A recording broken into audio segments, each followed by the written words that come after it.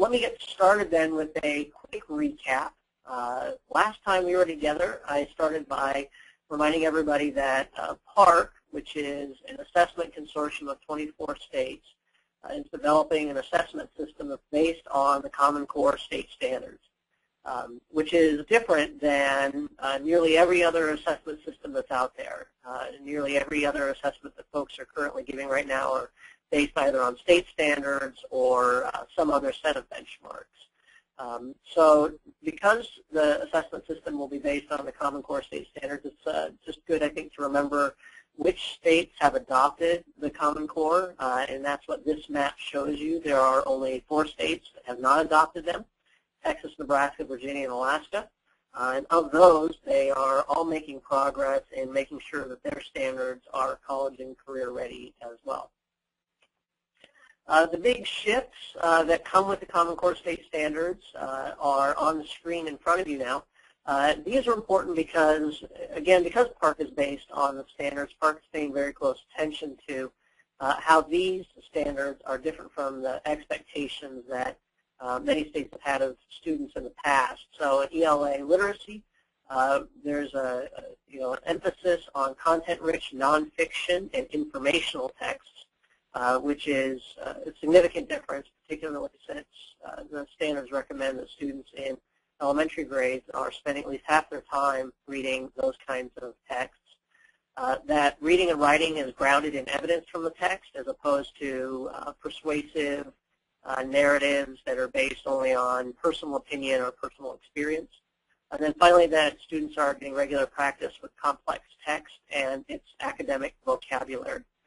So beyond just the vocabulary of the text in front of the person, but academic vocabulary like analyze and synthesize and, thinking about the verbs that we use around learning. In mathematics, the 3 major shifts are focus, coherence, and rigor. And in focus, we talk about really focusing where the standards focus. And I'm going to spend quite a bit of time today on that piece in particular as we get into talking about the content frameworks. And in coherence, we think about where there are connections to be made within grades and where there are logical progressions from one grade to the next. Then finally, that there is a very intentional construction of fluency, application, and deep understanding balanced within the standards. And that rigor shift is intended to denote that kids should be engaging in all 3 of those types of learning in pretty intense ways throughout the year. So as I said, PARCC is a consortium of 24 states. And they are now in front of you. The dark blue states are referred to as governing board states, and the light blue states are referred to as participating states. The difference is governing board states are the ones who are making decisions and who will be engaged in field testing and pilot testing of items. The light blue states are kind of what we refer to as, they're dating around a little bit. They haven't really gone steady with anybody yet, and they are definitely able to keep up on all the goings-on in both consortia, but are not part of the decision-making process when it comes time for the governing board to make decisions like what's the design of the assessment and so forth. 2 states are circled. One is Massachusetts because the chair of the governing board is the commissioner of Massachusetts Public Education. That's Mitchell Chester. And Florida is circled because Florida is PARCC's fiscal agent, which means that all funds flow through Florida. That's important because when it comes time for PARCC to be releasing procurement documents, all of those come out of the state of Florida right now. And then Achieve is listed, which is where I work because Achieve is the project management partner for PARCC. We are not an assessment development vendor.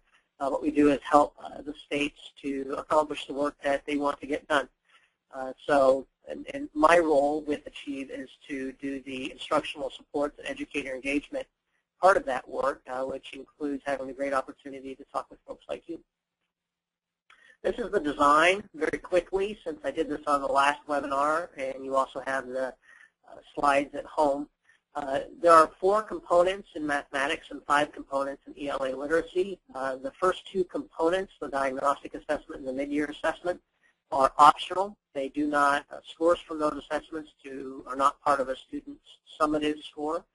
But we do think that they also provide some of the best opportunities for getting usable data at the beginning of the year to inform instruction and any other systematic changes that districts and schools want to be making, in particular that diagnostic assessment, which is going to be designed to be given right at the beginning of the year, and again, aligned to the Common Core state standards. So you'll know exactly where your kids are at the front of the year, as opposed to getting all that data late, which is normally how things are happening right now. The two required parts of the PARCC assessment system are the performance-based assessment and the end-of-year assessment. The performance-based assessment includes extended tasks, some research-type tasks, some writing tasks, some application tasks in mathematics, and will be really where we ask kids to go deep on the standards.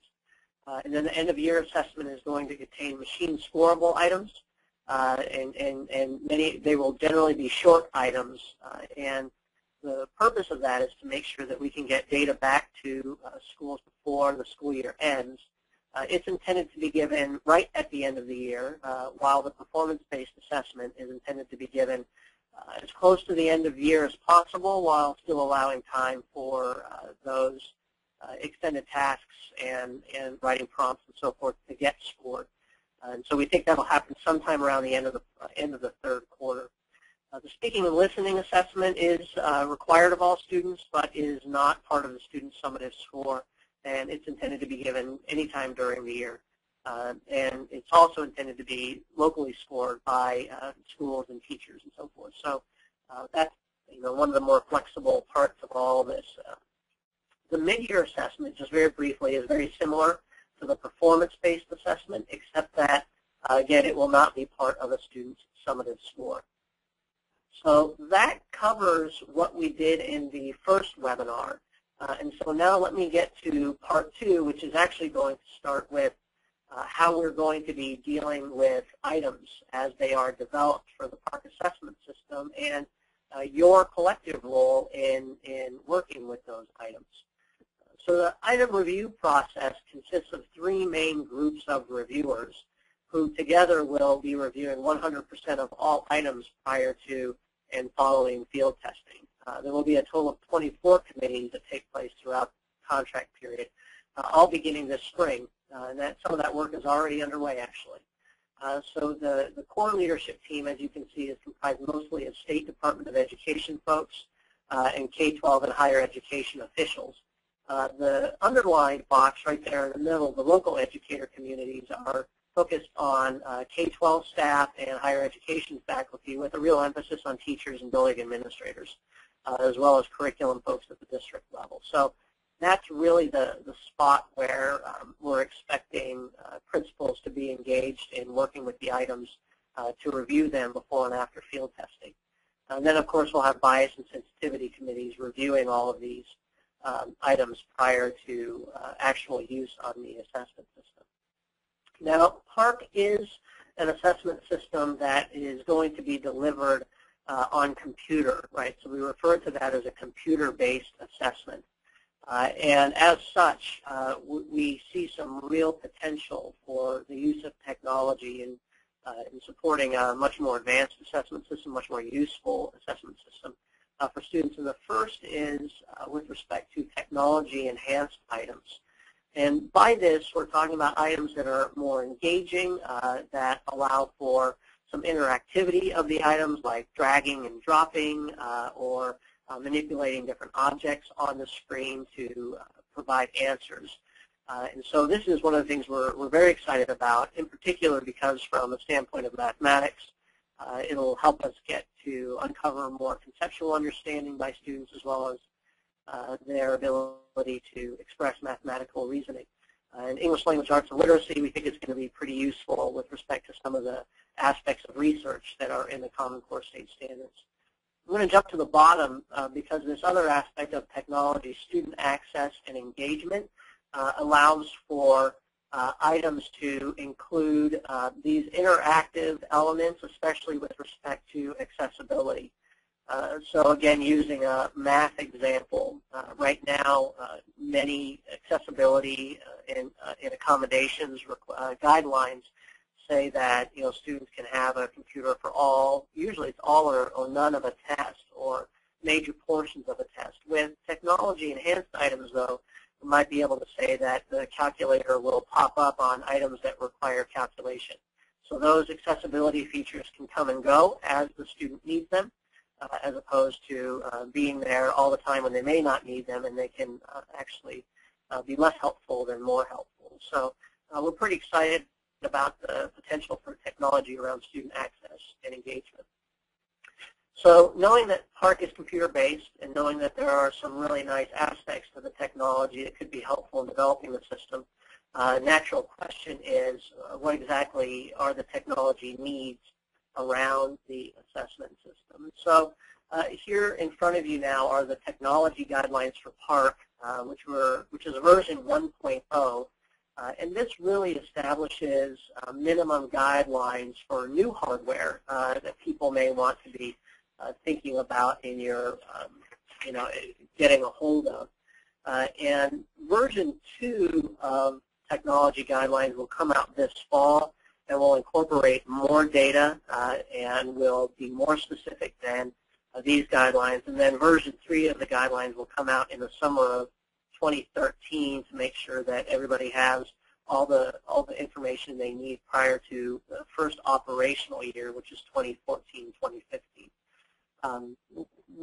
The main thing I want to point out here, as I suspect you have been reading through this as I've been talking, is the fact that there are a variety of operating systems that these guidelines are pushing vendors to be able to work with. And particularly as you go to those right-hand columns under operating systems, you'll see that Apple iOS or iPads and Android 4.0 are operating systems that would be minimum guidelines for any potential procurement of new hardware at the district, state, or local level. And the thing that's important to note about this is that those operating systems, right, that like the iPad, for example, will only be usable if they can be locked down.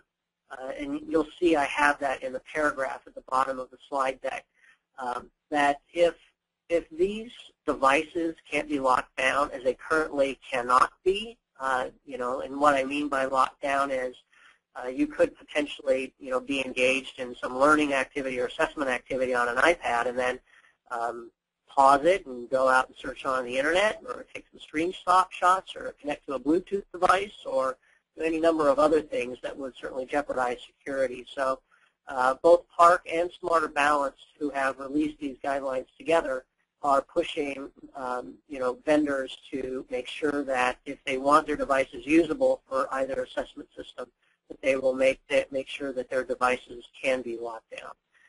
So again, this is sort of an evolving story right now. We're going to be providing more information as it comes about, but I think the important thing to note is that these guidelines are in place and they were jointly released by both assessment consortia so that all technology providers can have the same information at the same time about what the assessment consortia's expectations are.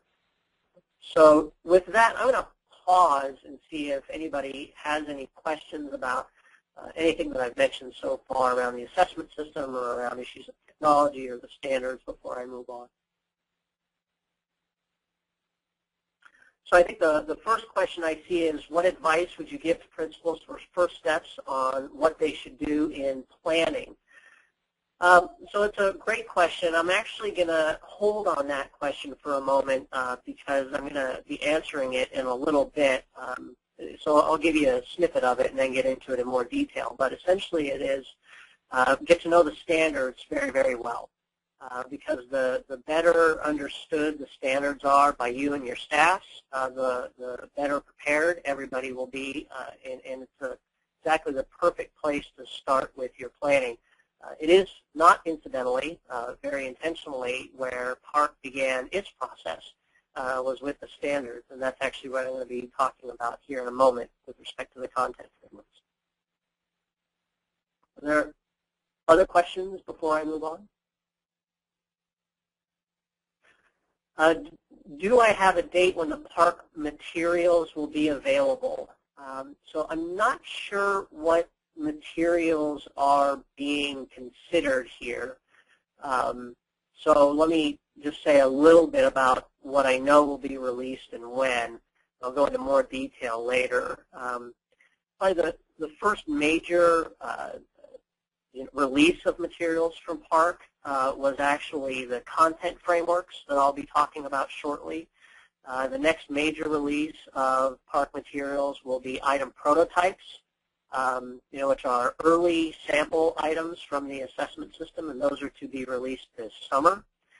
And then the next big rollout of materials will be the field testing, which is going to happen next spring.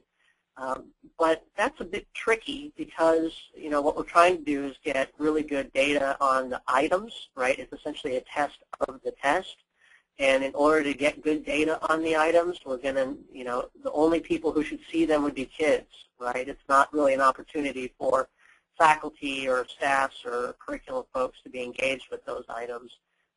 That process is through the review process and then also and primarily through the item prototyping tasks that will be released this summer. And then finally, the assessment system is intended to become operational where all students will be taking those assessments in 2014-15. So I hope that answered the question about materials. If it didn't, then I hope the questioner will resubmit with a little more detail so that we can get that question answered properly. Yep. We do have one other question, and that is, will there be some type of blueprint similar to AIMS? Will there be some type of blueprint? Yes, we will be creating blueprints for the assessments. I'm not exactly sure when those are going to become available, so I'm going to put that on my list of questions to get back to you on. What I can tell you is they are and have been under development for the last 3 to 5 months. So we're working pretty hard on those right now. So in addition to creating an assessment system, PARCC is actually more than an assessment system. And much of the things that I'm talking about here actually are part of the unit that I work in. And the first is the model content frameworks, which I'm going to be spending a fair amount of time talking about today because, again, I think with the standards, the content frameworks are exactly the right place where you want to begin your work with your staffs. They are available at that URL, and I'll go into more detail on those in a moment. We're also going to be creating what we refer to as professional learning modules. And these are going to be online,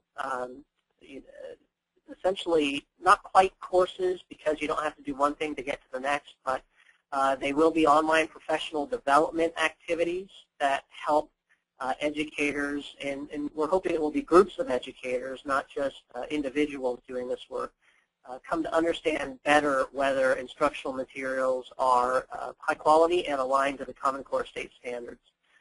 So we expect for these materials to become available in spring 2013 to help folks really dig into the instructional materials they have on hand and think critically about how well aligned to the standards they are. I talked a little bit about the item and task prototypes. Again, these are intended to really give people a really nice idea of the direction that PARCC is heading in its development efforts, and these will become available in summer of 2012. We'll make sure we get that information out to NAESP so they can broadcast that to everyone. So you'll get the information just as soon as it's available. We'll also be creating the Partnership Resource Center, which is what we refer to as one-stop shopping for all PARCC resources. It'll be the online warehouse for all of the PARCC tools, as well as other instructional materials that I've been talking about being developed by PARCC.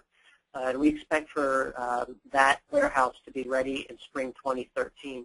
It is incidentally one of the things that we've heard in terms of people requesting resources and support from PARCC. The #1 request has been items.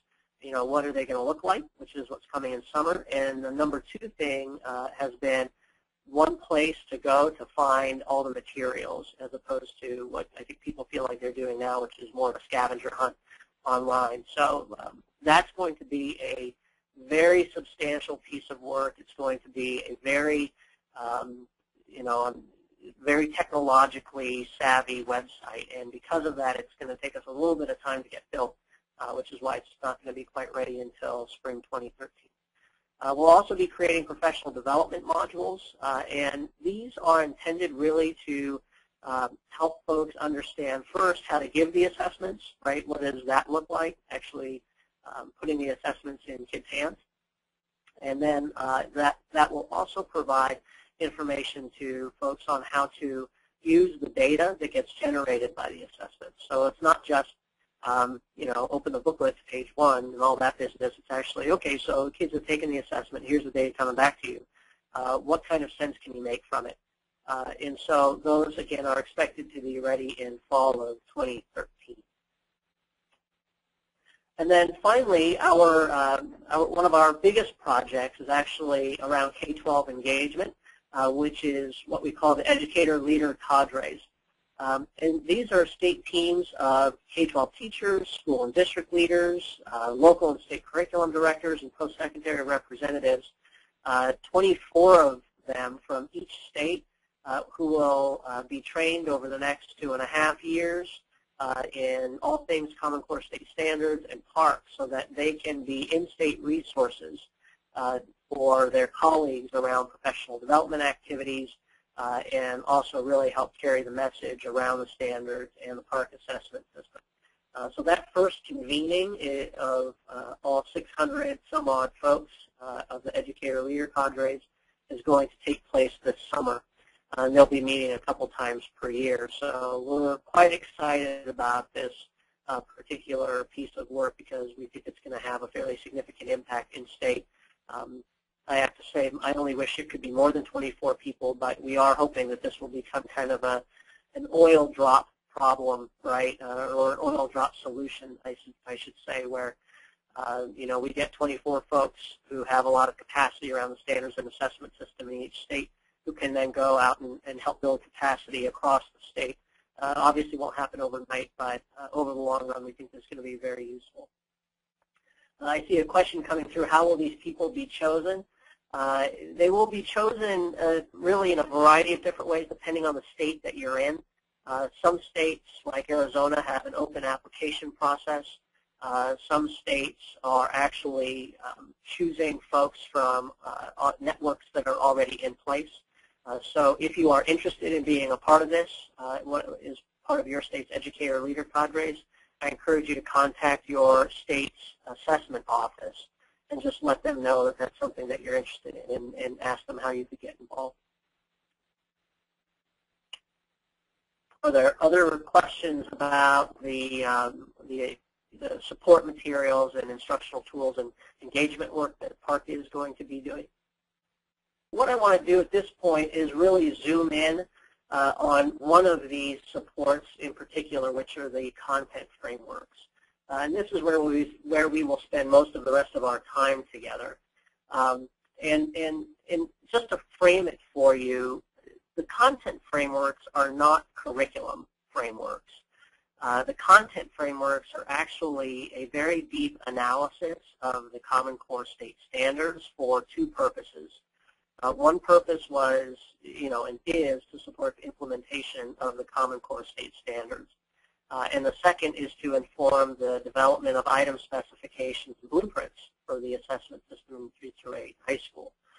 So it does serve a dual purpose, and I think once we dig into this, you'll see that. I will tell you at the outset that this has been one of the most popular pieces of work that PARCC has done to date, simply because instructional leaders and curricular leaders are finding it to be pretty useful across both PARCC and Smarter Balanced States, incidentally. So the audience here is primarily state and local curriculum directors, but we also, and quite frankly, folks, that's because they take a little while to read. It's not something that you can really, I think, do in a half-hour planning period. However, we wanted to make sure that they were very useful and accessible to teachers and building administrators. So we're actually doing two things. Number one, we just made sure that the documents were as free of jargon as possible.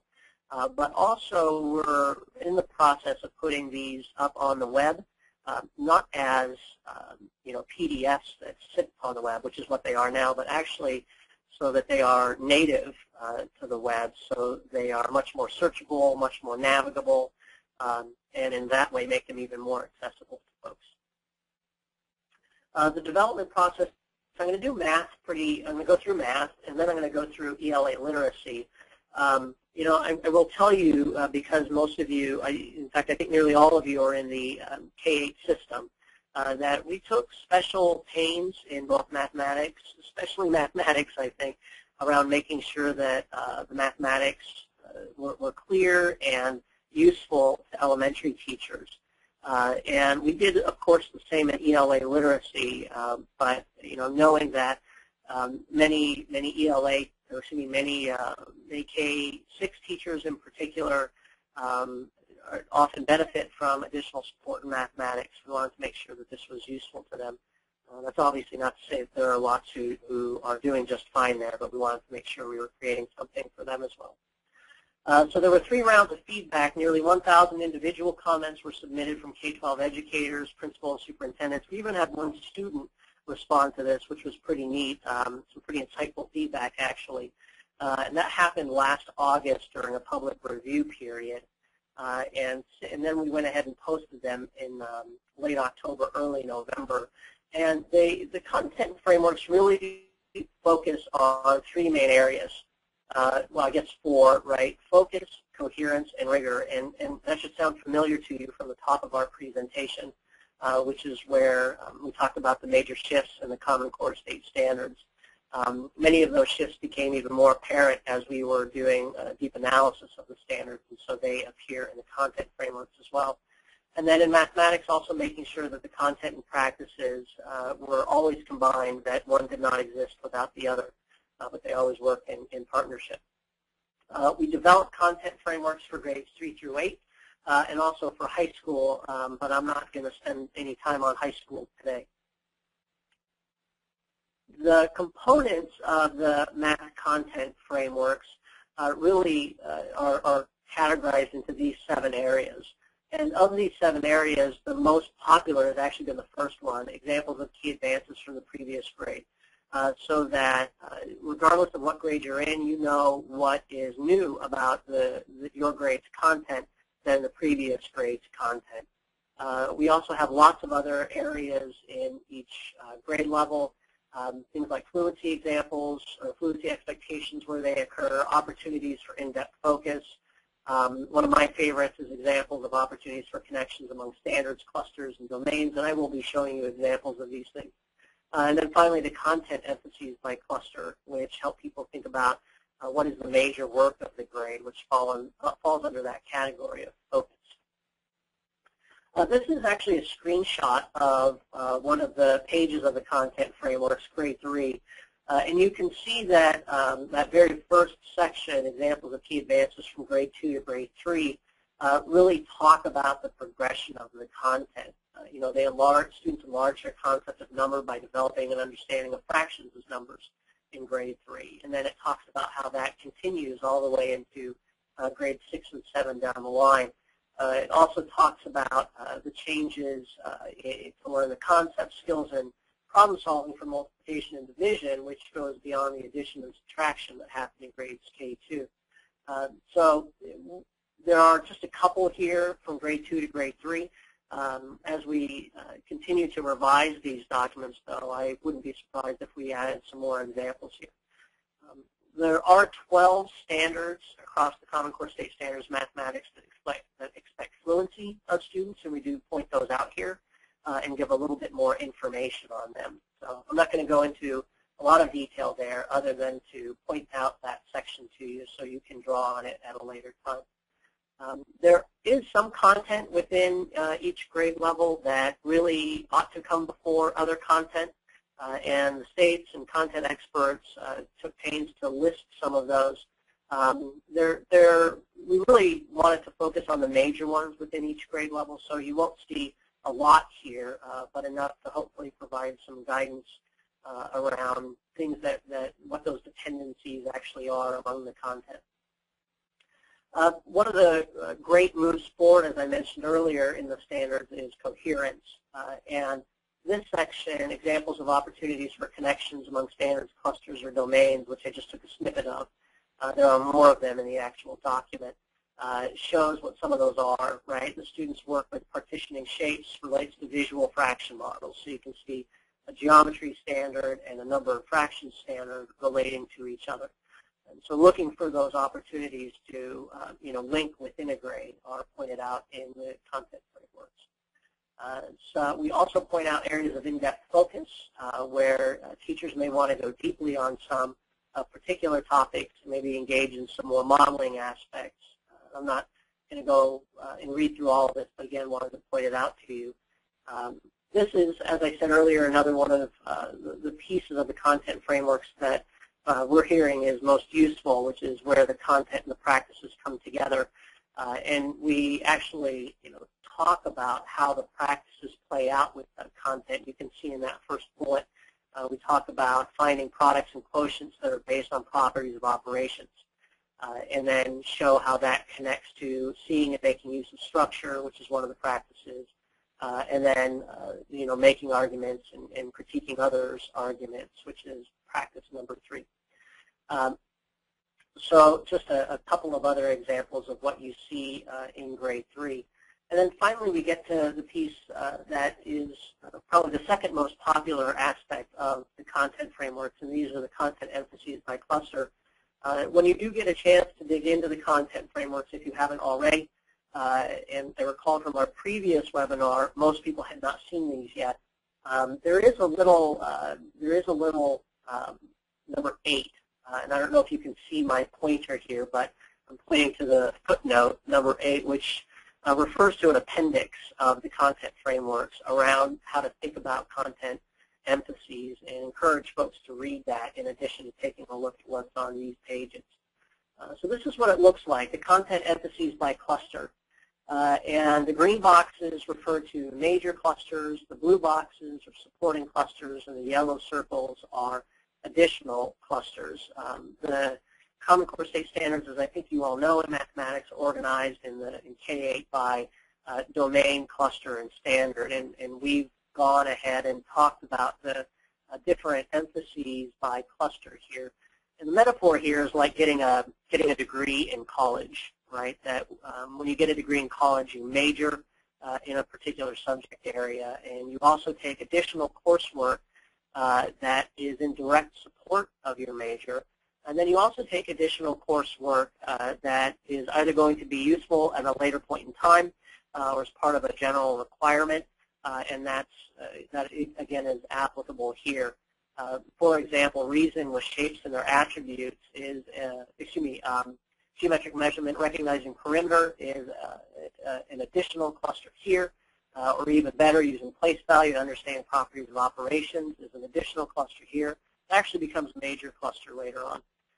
So by taking this kind of paradigm for thinking about the content emphases, we've been hearing that it's been very useful for folks to both understand priority as well as understand that no standard should go untaught over the course of a school year. So it gives a nice metaphor for thinking about how to navigate each year's standards. We do talk about how supporting clusters and major clusters work together. Excuse me. And you can see an example here about multiplying and dividing to solve problems using information presented in a scaled bar graph is directly related to some other work in the grade.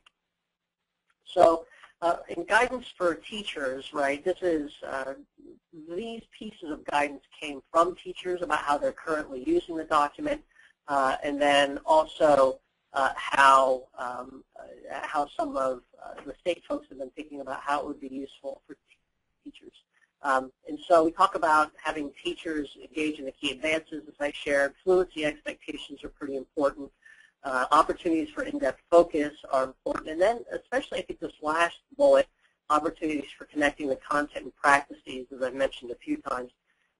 What we've been hearing as a general approach is to start with the practices and then think about the content. And what we're strenuously recommending is you actually think about working with the content and practices at the same time, which actually leads me into guidance for instructional leaders, what you all can be doing with these content frameworks. First and foremost, I think these could be very useful for your professional learning communities. Having your grade level leaders or your department chairs coming together and looking at these documents, doing deep study of them, thinking about how their current practices are differing from what they see in the content framework, and then making some decisions about how you want to move forward as a school could be very useful. They are very useful, I think, also in terms of thinking about increased focus and coherence in your instructional programs.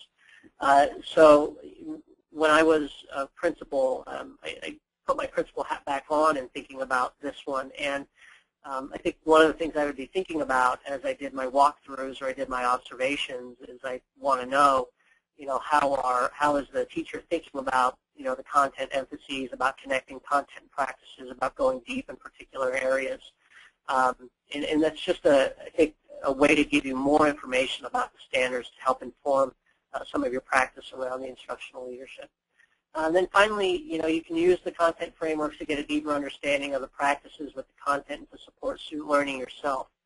We do encourage building administrators to be pretty familiar with the materials that are in here simply because of your role as instructional leaders.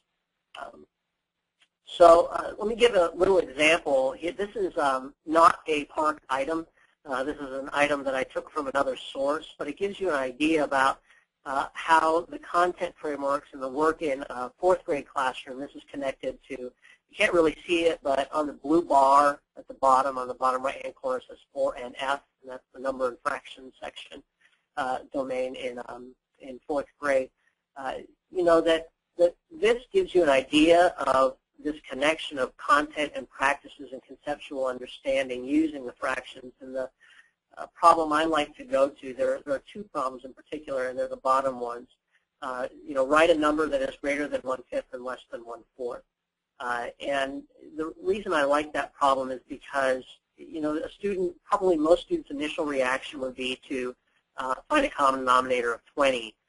But it actually doesn't get you very far. You need to be thinking about a common denominator of more than 20, so either 40 or 100 to really see the difference in the numerator. And it really points to the idea that fractions are numbers. They're not just things that we mess with numerators and denominators on. You actually need to be thinking about them as whole things, which is supported in this this last bullet about plotting each of the following on a number line. This is not something that usually is done in most state standards or even in most of the popular curricula of the day, but the standards do call for it, which is to think again about fractions as numbers, not just as things that we manipulate. So I'm looking at the clock, and I'm actually thinking that we saved the reflection time for you to do on your own, because I also really want to talk about making sure that we get into the ELA literacy content frameworks. But I'm just scrolling through to see if there are any questions that I need to answer right now. One is, how will special ed students be factored into the framework? Are there resources? We are using universal design principles in the creation of these documents, and especially with respect to the item prototypes that are going to be coming your way this summer. Again, this document is primarily focused on giving people a better sense of the standards and thinking about what you want to do with respect to instructional leadership and implementation of the standards. So once materials become more available that are more focused on exactly what students are doing, you're going to see even more emphasis than what we have here placed on students with disabilities and English language learners. I think there are a few other questions. One more, will there be resources in the districts to help principals with implementation? And I'm going to talk a little bit about that at the end of the presentation, so we'll hold on that. And I'm going to go ahead and get into ELA literacy. This slide should look familiar because the ELA literacy content frameworks were developed for the same purposes, the same audiences as the math framework. So I'm going to go ahead and skip ahead on this one. Here are the folks from the states who worked on the ELA literacy frameworks. These are most of the colleagues to the folks on the math slide. So you can take a look and see who those folks are in your state if you are in one of these states. And with ELA literacy, the content frameworks really focus on framing the critical advances in the ELA literacy standards, which I spoke about earlier. Reading appropriately complex texts, reading a range of text, literature, and informational, writing effectively when using or analyzing sources. And so it really does, again, put, I think, a nice frame around the standards themselves. The key elements of the ELA literacy content frameworks are actually these 4 areas: a narrative summary of the standards, what we refer to as the framework chart for each grade level, key terms and concepts, and then writing and speaking and listening standards progression charts, which is one of the things we've heard is most useful to folks in the field.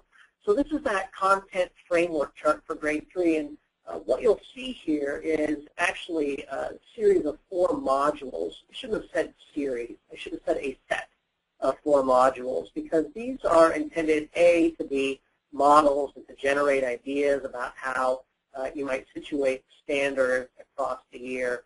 But they are also not intended to be sequential, right? They're intended, you could do any one in any particular quarter. You'll see, with the lines, the arrows that shoot across really means that these things are all interacting with one another. And then you'll see the standards at the bottom, which is essentially a way of saying that, these 4 modules, reading complex texts, writing about text, researching, and narrative writing, are based on, have as a foundation reading and writing in each module, so citing evidence, analyzing content, and then, of course, phonics and word recognition and fluency underneath those. So this one chart provides a lot of information for instructional and curricular leaders in thinking about how they may want to implement the standards in a particular year. So after that come the key terms and concepts for grade 3, and here you can see what reading complex text looks like in grade 3 as an example. And so some examples are given of literature, some examples are given of informational texts.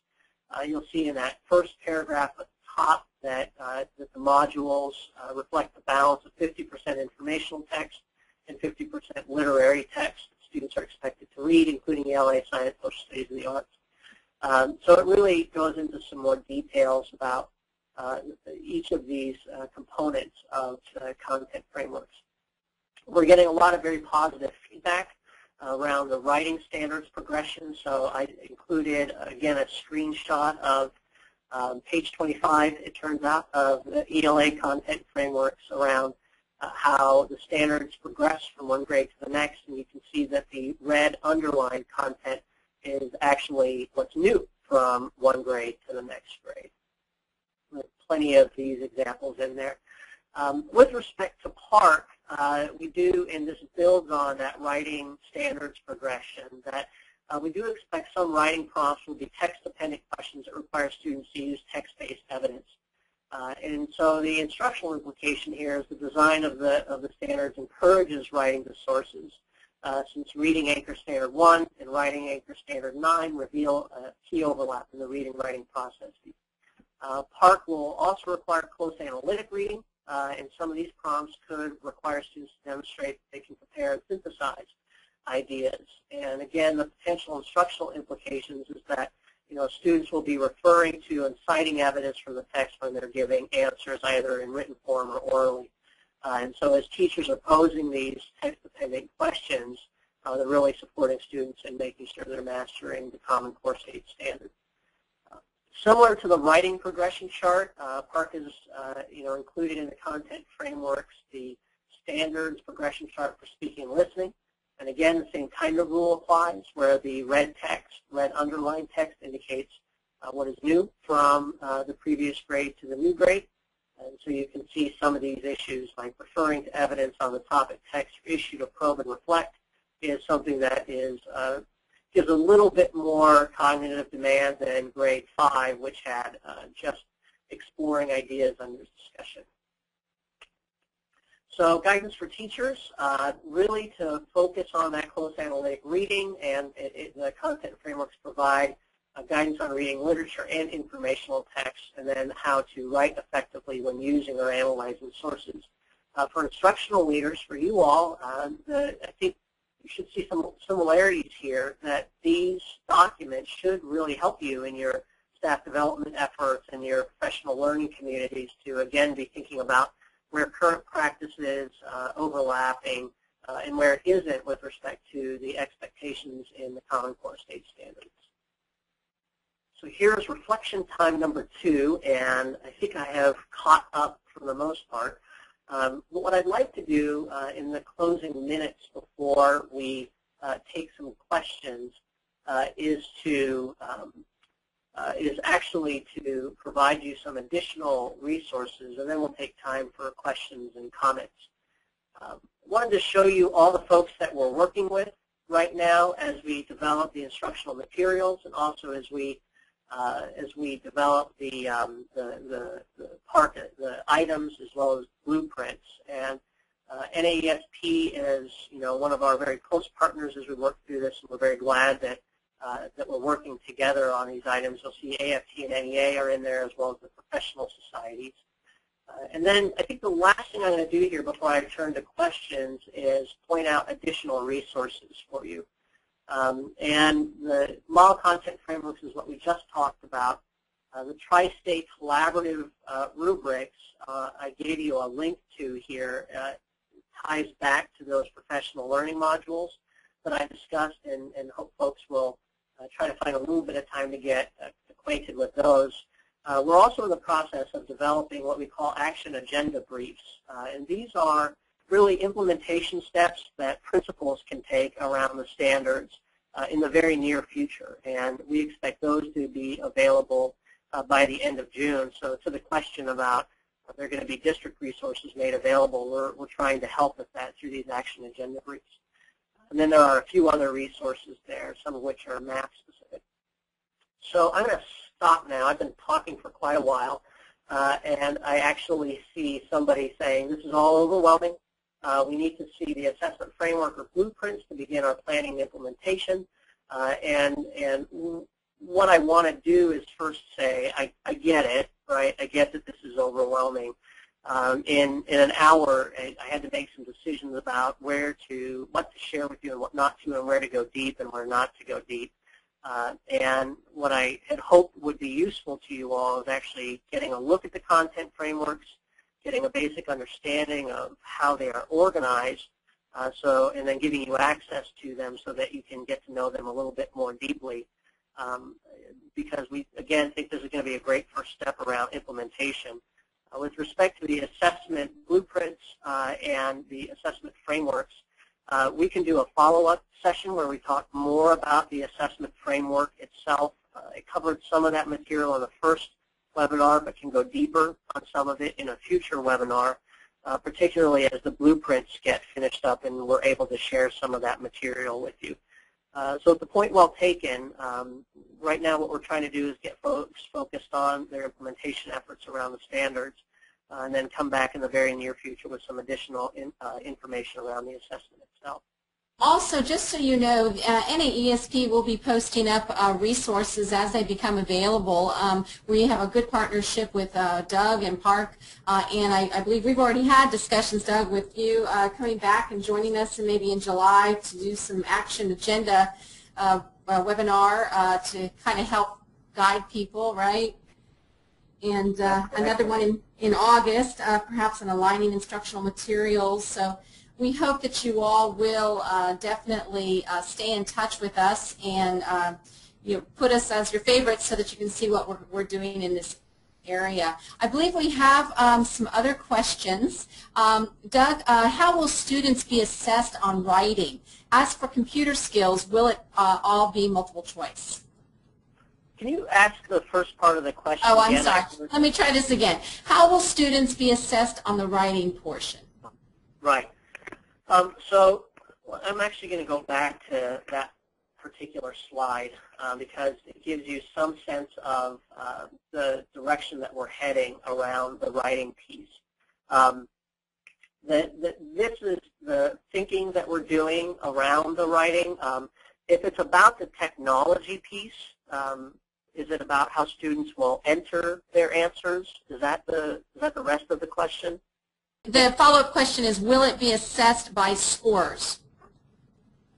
Will it be assessed by scores? There will be rubrics that are developed in association with the prompts. So those two things will always go together.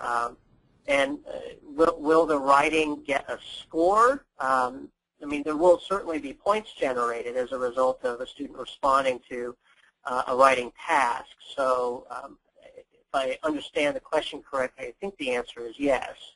That students would get scores for the writing that they're doing. Therefore, the writing will be handwritten.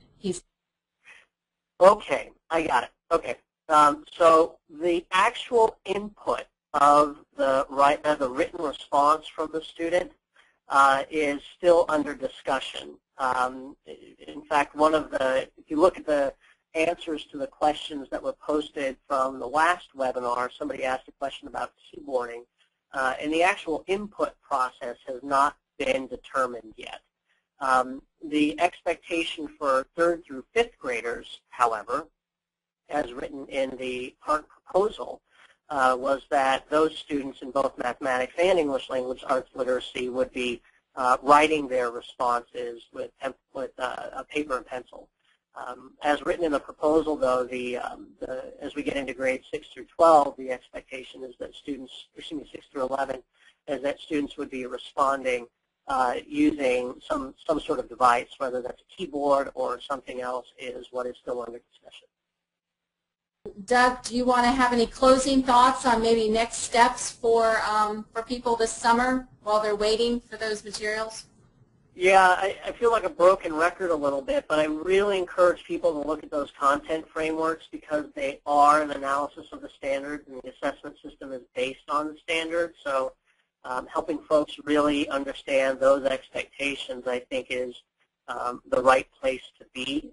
If folks are feeling antsy about wanting to move forward with some of the assessment pieces, then keep an eye out for the prototype items that are going to be released this summer so that you can get a sense of what those expectations are going to look like on the assessment. But again, I think at this point it's very important to stay focused on those expectations as laid out by the standard. Doug, thank you so much for your expertise, and we're going to be looking forward to future webinars with you. For those of you that have joined us today, thank you very much for your attention and for your good questions. The presentation is going to be downloadable. It has been recorded and will be available probably on Monday. So please feel free to join us again, and hope you have a wonderful afternoon. And if any of you are fans of Twitter, I've put up some of our Twitter accounts. One is at PARCC and the other is at Doug Sovde. I've also included my email address if you have additional questions. On the previous slide, you'll see a URL to take one of our surveys, and it's kind of a survey, but mostly it's a way for you to sign up to get the newsletter and to get information as it gets released. So I encourage you to take a look at that. Great. Thank you so much, everyone. Thank you. Bye-bye.